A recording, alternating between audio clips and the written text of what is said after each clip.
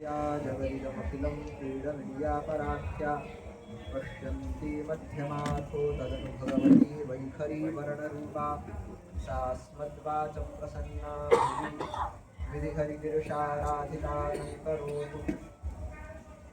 धर्म प्रेमी बंधुजन, कृपया अनन्य मनस्क होकर कुछ देर तक धर्म चर्चा का श्रवण करें।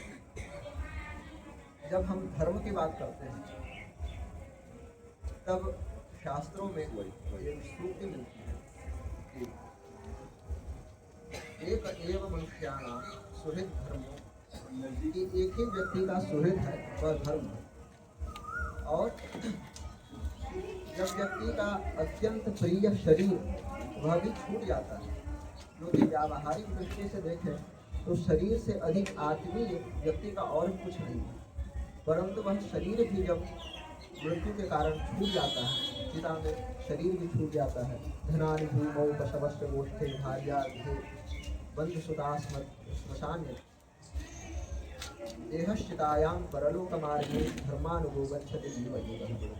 कि जितने भी धन है वह जमीन में छूट जाते हैं, पशु अपने गोष्ठ भी छूट जाते हैं, भार्या घर तक ही छूट जाती है, जितने भी बंधु हैं बांधव हैं सुहृदजन हैं वह श्मशान तक जाते हैं, अंततः चिता तक शरीर जाता है। उसके बाद यह परम आत्मीय शरीर भी व्यक्ति का साथ छोड़ देता है और उसके बाद व्यक्ति धर्म का ही अनुगमन करते हुए परलोक की यात्रा करता है। तो व्यावहारिक दृष्टि से तो हमें धर्म का उतना महत्व पता नहीं चलता है, परंतु जब व्यक्ति सूक्ष्म दृष्टि से देखता है, शास्त्रों की दृष्टि से देखता है, तो पता चलता है कि शरीर से भी अधिक आत्मीय व्यक्ति का धर्म होता है, क्योंकि शरीर ही परलोक मार्ग में व्यक्ति के साथ जाता है। तो वह धर्म क्या है?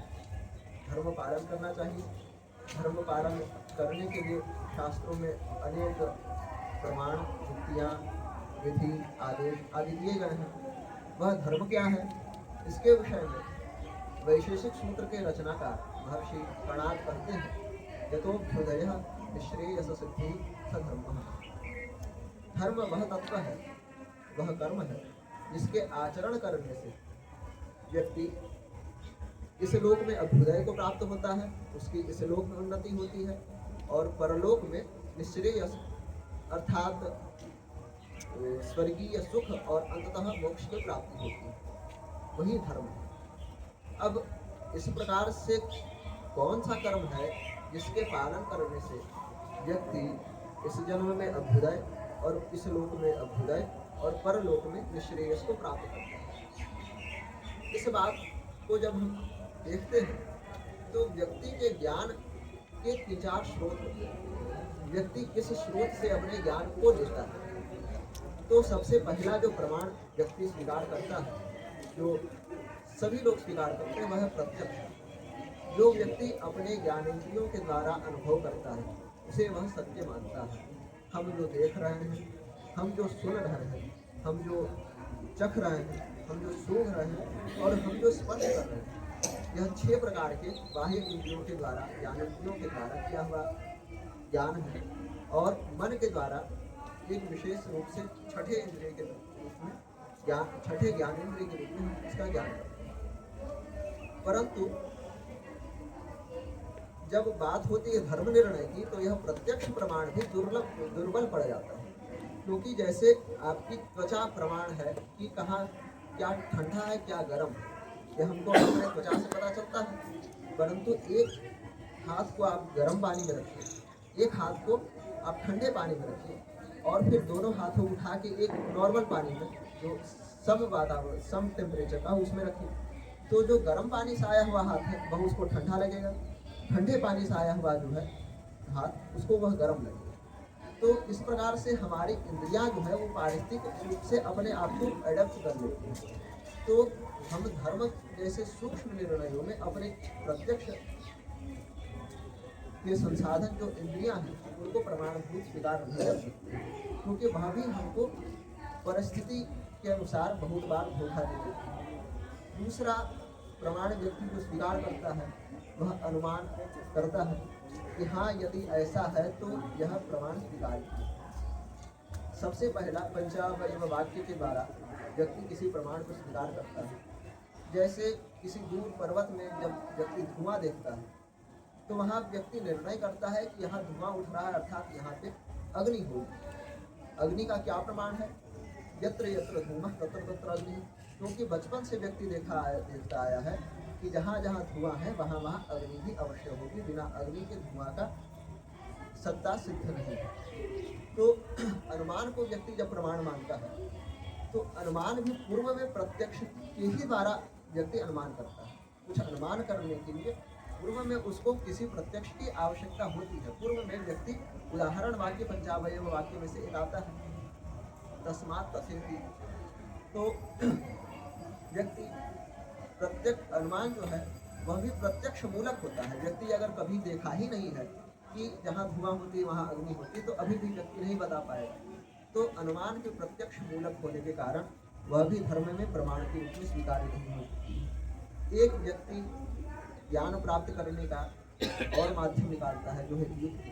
तर्क के माध्यम से व्यक्ति किसी भी वस्तु का निर्णय करता है, परंतु तर्क जो अपेक्षाकृत अधिक विद्वान है उस व्यक्ति के पक्ष में चली जाती है। हमको अधिक बोलना आता है, हमको अधिक विषयों का ज्ञान है, अथवा हम अधिक वाचाल हैं, हम अधिक थेथर हैं कह सकते हैं, तो वो व्यक्ति तर्क में जीत जाता है। तो तर्क भी अप्रतिष्ठित कहा गया है। तर्क ये तर्क की कोई प्रतिष्ठा नहीं है, क्योंकि तर्क जो अपेक्षाकृत अधिक बोलना जानता है, अपेक्षाकृत अधिक विद्वान है, उसके पक्ष में चली जाती है। तो आप किसी एक भी बिंदु को सत्य और असत्य दोनों सिद्ध कर सकते हैं अधिक वाचालता होने के कारण। तो धर्म के निर्णय में इस प्रकार से संशयास्पद जो तर्क की प्रतिष्ठा है वह भी सिद्ध नहीं होती है, वह भी धर्म के लिए प्रमाणभूत स्वीकार्य नहीं है, क्योंकि उसका कोई एक अपना पक्ष नहीं होता।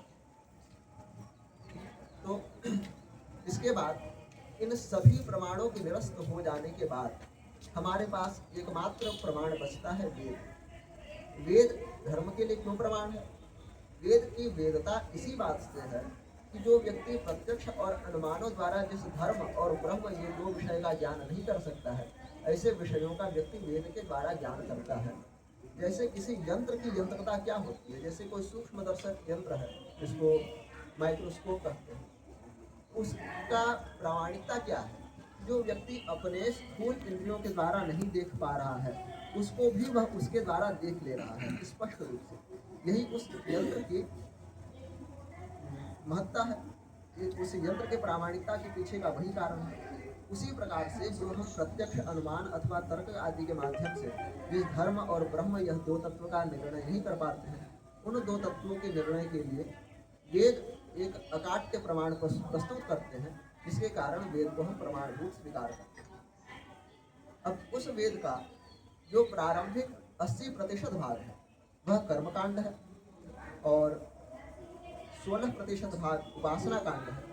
अंत का 4% जो भाग है वह ज्ञान कांड है, जिसको हम उपनिषद भी कहते हैं। तो जो शुरुआती 80% भाग है वह कर्मकांड है और उसी में धर्म अधर्म आदि का निर्णय होता है। इसीलिए जब यह प्रश्न उठता है कि वह कौन सा कर्म है जिसके द्वारा इस लोक में अभ्युदय और परलोक में श्रेयस की सिद्धि हो, तब महर्षि जैमिनी का वचन है चोदना लक्षणों को धर्म, कि वेद व्यक्ति को जिस कर्म को करने के लिए प्रेरित करे और उसका जो अर्थ है अर्थवान है, वह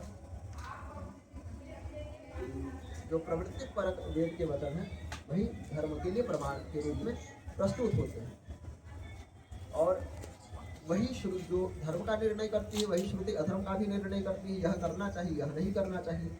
और वह वेद और फिर वह जो वेद निर्णीत जो धर्म है वह भी दो प्रकार के हो जाते हैं। एक सामान्य धर्म जो सभी के लिए बराबर चलता है, जैसे धर्म के 10 लक्षण बताए गए हैं मनुस्मृति में, धृति क्षमा दमोस्तेयम शौचमिंद्रिय निग्रह धीर विद्या सत्यम क्रोधो दशकम धर्म लक्षणम। यह 10 धर्म के लक्षण जो सामान्य, धैर्य का पालन सबको करना चाहिए, अहिंसा का पालन सबको करना चाहिए, सत्य का पालन सबको करना चाहिए, दम अर्थात अपने मन का निग्रह करना सबको करना चाहिए, इंद्रियों का बाहरी इंद्रियों का निग्रह करना यह सबके लिए सामान्य धर्म है, विद्या सबके लिए समान धर्म है, क्षमा दया यह सब सभी लोगों के लिए समान धर्म है। और सामान्य धर्म के साथ साथ एक विशेष धर्म भी होता है। उन विशेष धर्मों के कुछ श्रेणियाँ, इसमें कुछ नित्य धर्म है, जैसे नित्य दान करना चाहिए, नित्य बलि वैष्णदेव करना चाहिए, नित्य होम, नित्य संध्योपासना आदि जो कर्म है वह भी नित्य धर्म के अंतर्गत आते हैं। फिर कुछ होते हैं नैमित्तिक धर्म, किसी विशेष निमित्त के द्वारा जो धर्म हम करते हैं, जैसे आज चंद्र ग्रहण है, चंद्र ग्रहण का स्नान कर रहे हैं, पूर्णिमा का स्नान कर रहे हैं, संक्रांति का स्नान कर रहे हैं, संक्रांति के उद्देश्य से जब तप होम आदि कर रहे हैं, ग्रहण के उद्देश्य से जब तप आदि कर रहे हैं, अथवा प्रायश्चित के निमित्त हम कुछ कर रहे हैं, हमसे कुछ भूल हो गई, कुछ अपराध हो गया, कुछ अधर्म हो गया, उसके प्रायश्चित के लिए हम प्रायश्चितार्थ प्रायश्चित निमित्त कुछ प्रायापत्य आदि व्रत आदि करते हैं, तो यह नैमित्तिक धर्म। फिर इसी प्रकार से नित्य नैमित्तिक, फिर काम में किसी कामना से जो व्यक्ति धर्म करता है काम में, फिर गुण धर्म, देश धर्म, जाति धर्म और कुल धर्म, इस प्रकार से धर्म की कई श्रेणियाँ हैं। इसे व्यक्तिगत रूप से और समष्टिगत रूप से पहले धर्म को समझना चाहिए और फिर व्यक्ति को अपने अपने लिए जो विहित धर्म है उस धर्म में व्यक्ति को प्रवृत्त होना चाहिए। और उस धर्म का निर्णय कैसे होता है, वही वेद के द्वारा होता है, अथवा वेद के समर्थित जो शास्त्र हैं, सत्शास्त्र हैं, स्मृति हो गए, पुराण हो गए, इतिहास हो गए, 18 विद्या स्थान बताए गए हैं, वे हो गए, वहाँ के माध्यम से व्यक्ति धर्म का निर्णय करता है। श्रुति स्मृति सदाचार स्वस्य प्रियमात्मनः, इस प्रकार 4 प्रकार से व्यक्ति धर्म का निर्णय करे और फिर व्यक्ति को अपने अपने धर्म का निष्ठापूर्वक पालन करना चाहिए, क्योंकि अन्य धर्म का जब व्यक्ति पालन करता है तो भगवान गीता में कहते हैं स्वधर्मे निधनम श्रेयः परधर्मो भयावह। व्यक्ति को अपना स्वधर्म का पालन करते हुए मर जाना अच्छा होता है, परंतु परधर्म का पालन नहीं करना चाहिए, क्योंकि परधर्म का जो फल है परधर्म के पालन करने का वह बहुत भयंकर होता है और नरक के मतलब नरक का फल देने वाला होता है। इसलिए व्यक्ति को अपने धर्म का निष्ठापूर्वक पालन करना चाहिए। आगे इसी प्रकार से जब प्रवचन की श्रृंखला चलते रहेगी तो पहले धर्म, फिर धीरे धीरे आगमों पे आएंगे, वेद पे आएंगे, फिर सौर संप्रदाय में आएंगे, तो धीरे धीरे मुख्य स्तंभ से लेके व्यक्ति को अपना मकान बनाना चाहिए। तो पहले धर्म से उठते हुए फिर हम आगे कभी इस प्रकार से यदि कोई परियोजना होगी, कोई प्रकल्प होगा, तो बाद में सौर संप्रदाय और मगों का जो इतिहास है उसके बारे में भी चर्चा की जाएगी। नारायण।